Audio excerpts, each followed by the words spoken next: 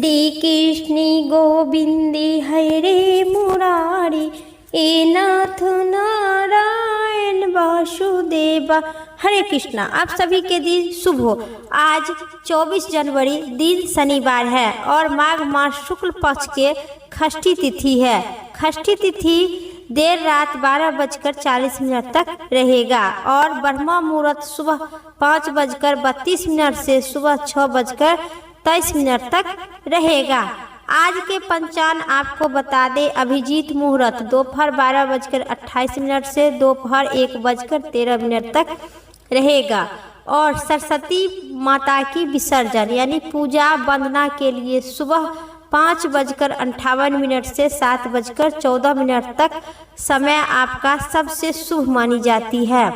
उत्तरा भाद्रपद नक्षत्र 24 जनवरी दिन शनिवार को दोपहर 2:16 तक रहेगा।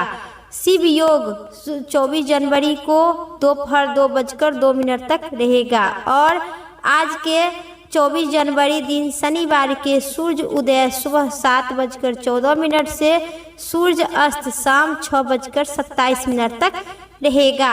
आज इस वीडियो में आप सुनेंगे माघ मास महात्म की कथा अध्याय 21। इससे पहले सुनिए, हर साल माघ शुक्ल पक्ष के षष्ठी तिथि को शीतला षष्ठी के नाम से मनाई जाते हैं। हालांकि यह पूजा इस दिन केवल बंगाल में होती है, लेकिन आप भी शीतला माता की पूजा करना चाहते हैं, व्रत करना चाहते हो तो कर सकते हैं। संतान की इच्छा की प्राप्ति के लिए की जाती है।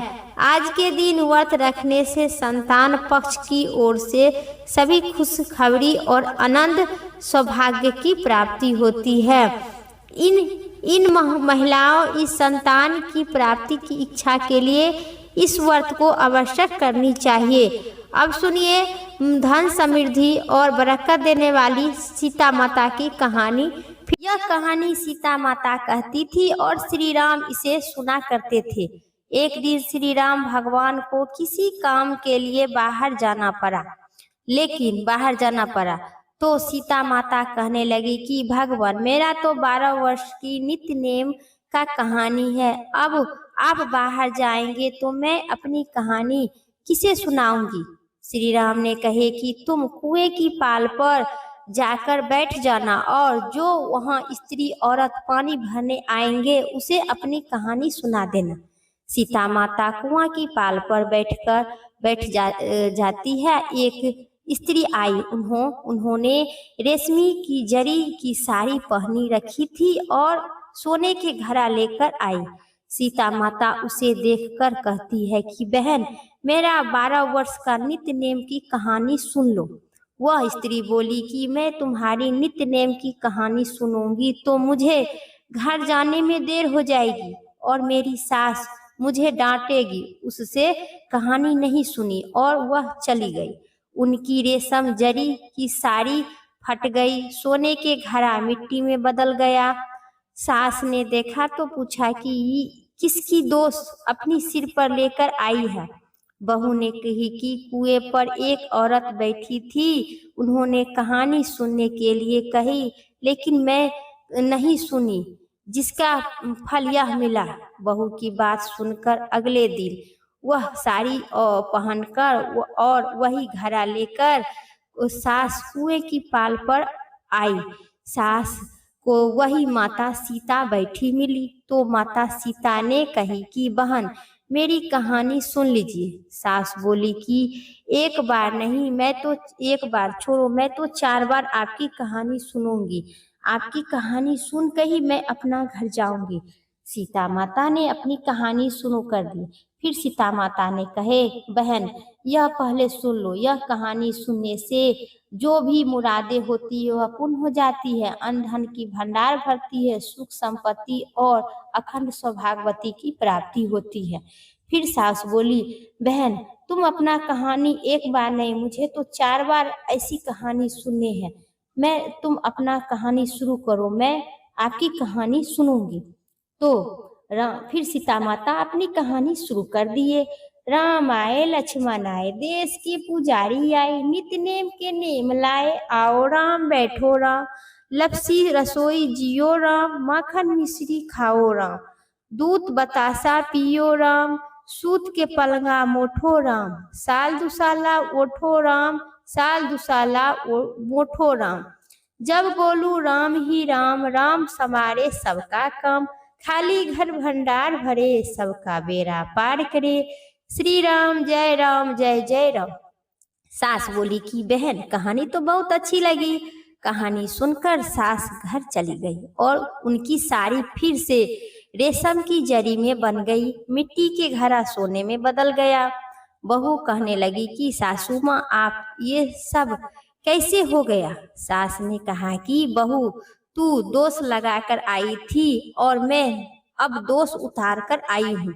बहू ने फिर पूछा कि कुएं वाली स्त्री कौन थी।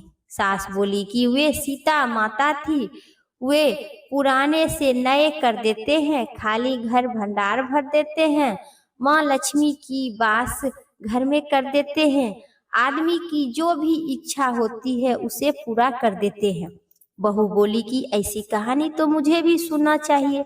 सास बोली ठीक है तुम भी सुनो, और सास ने कहानी शुरू कर दिए। राम आए लक्ष्मण आए, देश की पुजारी आए, नित्य नेम के नेम लाए, आओ राम बैठो राम, तपसी रसोई जियो राम, माखन मिश्री खाओ राम, दूध बसासा पियो राम, सूत के पलंगा मोठो राम, साल दुसाला ओठो राम, साल दुसाला मोठो राम। जब बोलू राम ही राम, राम सवारे सबका काम, खाली घर भंडार भरे, सबका बेड़ा पार करे, श्री राम जय जय राम। कहानी सुनकर बहू बोली कि कहानी तो मुझे भी अच्छी लगी। सास ने कही कि ठीक है इस कहानी को मैं आप रोज सुनेंगे। अब सास बहू रोज सवेरे उठती थी, नहा धोकर और पूजा करने के बाद सीता नित्य नियम की कहानी कहती थी। एक दिन उनके घर यहाँ एक पड़ोसन औरत आई और बोली कि बहन जरा सी आँच देना। तो वह बोली कि आँच तो अभी हमें नहीं लगाई है। पड़ोसन ने कहे कि तुम सुबह 4 बजे उठकर क्या करती हो। फिर वह बोली, उन्होंने कहा कि सुबह उठकर हम पूजा करते हैं, फिर सीता माता की नित्य नेम की कहानी सुनते हैं। पड़ोसन ने उनकी बात सुनकर फिर कही कि सीता माता की कहानी सुनने से तुम्हें क्या मिला है।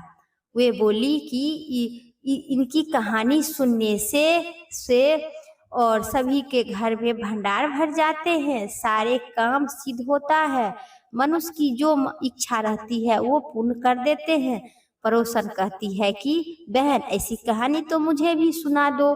फिर वह बोली ठीक है तुम भी यह कहानी सुन लो। राम आए लक्ष्मण आए, देश के पुजारी आए, नित्य नेम की नेम लाए, आओ राम बैठो राम, माखन मिश्री जियो राम। सारी कहानी सुनने के बाद पड़ोसन कहने लगी कि बहन कहानी तो मुझे भी अच्छी लगी। अब वह पड़ोसन भी नित्य नेम सीता की कहानी कहने लगी। कहानी कहने से सीता माता ने पड़ोसन के भी भंडार भर दिए। अब तो पूरे मोहल्ले पूरे गांव में सीता माता के नित्य नेम की कथा चल पड़ी। ये हर किसी को मनोकामना पूर्ण किए।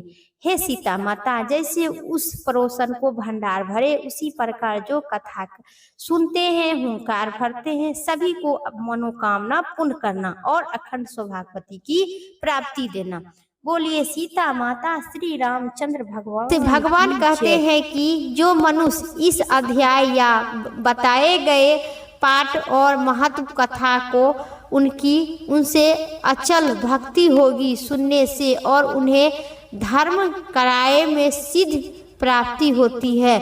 जो माघ मास की मनचित और श्रद्धा से संपूर्ण कथा सुनता है, स्नान करता है, सीता नित्य नियम की कहानी सुनता है, उनके भगवान वैकुंठ धाम की प्राप्ति होती है, उनकी संतान की वृद्धि होती है, पुत्र पौत्री सभी इच्छाएं पूर्ण होती है और घर परिवार में वृद्धि बरकत होती है। लोमस ऋषि कहने लगे कि पूर्व काल में अववती देश में परिसेन नाम का एक राजा थे। उन्होंने नर्मदा के किनारे राज सूर्य यज्ञ किए और यशमय यज्ञ भी किए, जिनके खंभे सोने सोने के बने गए थे। ब्रह्मा को अन्न का बहुत सा अन्य धन दिए और बहुत सी गाय, सुंदर वस्त्र और सोने के आभूषण भी दान में दिए गए। सभी देवताओं का भक्त और दान करने वाला था। बद्र नाम का एक ब्राह्मण, जो अत्यधिक मूर्ख, कुलहीन, कृषि कार्य करने वाला था, दुराचारी तथा अधर्मी भी थे।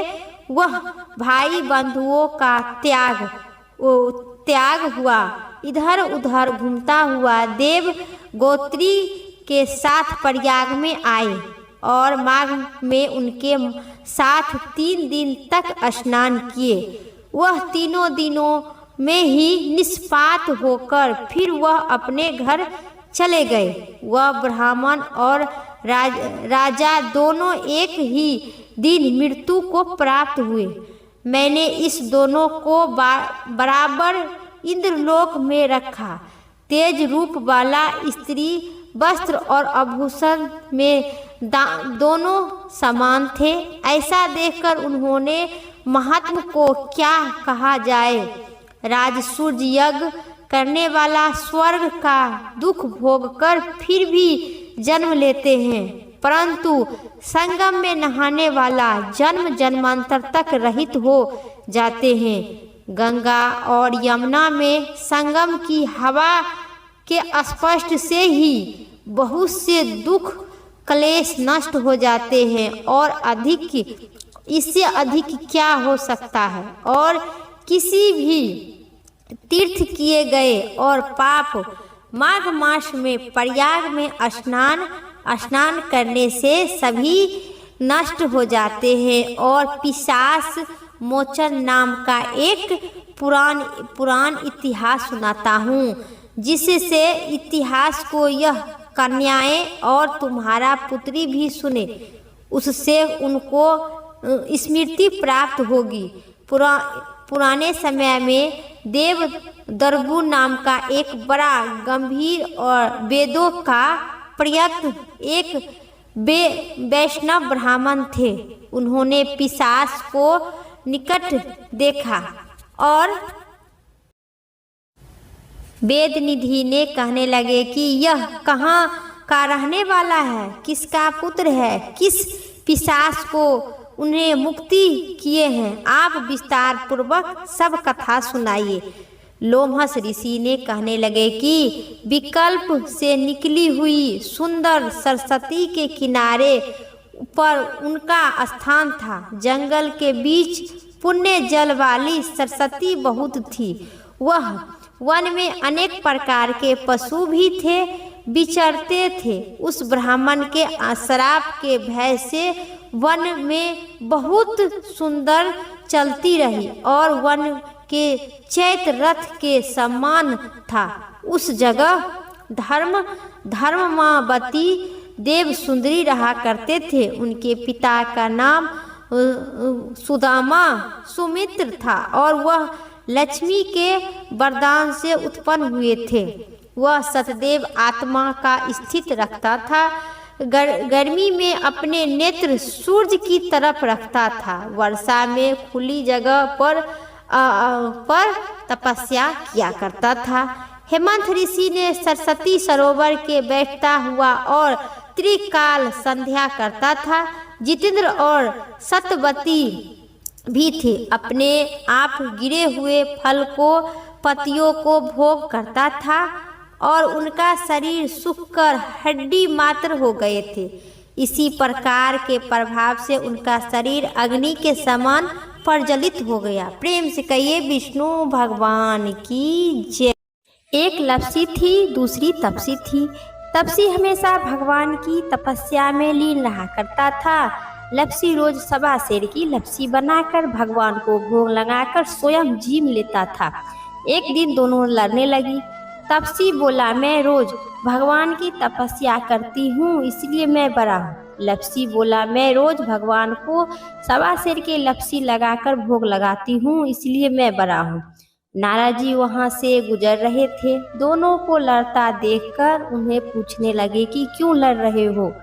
तपसी ने खुद से बड़ा होने के कारण बताई और तपसी लपसी ने अपना भी कारण बताया। नारद जी बोले, तुम्हारा फैसला मैं कल कर दूंगी। दूसरे दिन लपसी और तपसी नहा धोकर अपनी रोज की भक्ति करने लगी तो नारद जी ने छुप कर 1.25 करोड़ की एक एक अंगूठी उन दोनों के आगे रख दिए। तपसी की नज़र जब अंगूठी पर पड़ी तो उन्होंने छुपकर अंगूठी के उठाकर अपने पैर के घुटने में दबा ली। लपसी की नज़र अंगूठी पर पड़ी तो लेकिन उन्हें ध्यान नहीं दी और भगवान के भोग लगाकर स्वयं खाने के में लगी रहती थी। नारद जी के सामने आए तो दोनों ने पूछा कि कौन हम दोनों में से बड़ा है। तो नारद जी ने तपसी से खड़ा होने का कहे। वे खड़ा हुई तो उनके नीचे दबी अंगूठी दिखाई पड़ी। नारद जी ने तपसी से कहा, तपस्या करने के बाद भी तुम्हारी चोरी करने की आदत नहीं गई है, इसलिए लपसी तुमसे बड़ी है। लपसी बड़ी है। फिर तपसी ने बहुत रोने लगी, गिदगिदाने लगी, नारद भगवान, मुझसे बहुत बड़ी भूल हो गई है, मुझे क्षमा कर दीजिए। मैं ऐसा लालच की काम कभी नहीं करूँगी, लेकिन ठीक ठीक आप फैसला कीजिए कि हम दोनों में से कौन बड़ा है। नारद जी ने कहे, तुम्हें कहने और सुनने से कोई ज़रूरत नहीं है। भगवान की तपस्या में फिर लीन थी तो फिर कैसे इस अंगूठी को दबा ली और तुम्हें तुम्हारी तपस्या का कोई फल नहीं मिलेगा।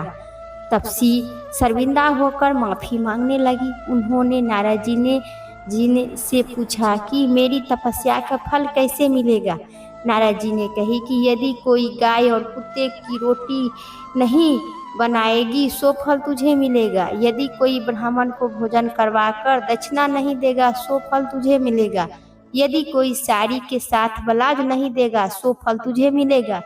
यदि कोई दिए से दिए जलाएगा सो फल तुझे मिलेगा। यदि कोई सारी कहानी सुनने के बाद तुम्हारी कहानी और कथा नहीं सुनेगा सो फल तुझे मिलेगा। उसी दिन से हर व्रत और कथा कहानी के साथ ही लपसी और तपसी की कहानी सुनी और कही जाती है। बोलिए नारद जी भगवान की जय। लपसी तपसी की। अगर पसंद आई होगी, चैनल पर नए हैं तो पक्का लाइक करके सब्सक्राइब करें और कमेंट बॉक्स में श्री रामचंद्र भगवान की जय जरूर लिखे, हर हर महादेव लिखे। फिर अगली वीडियो लेके आते हैं, तब तक के लिए हर हर महादेव, जय श्री।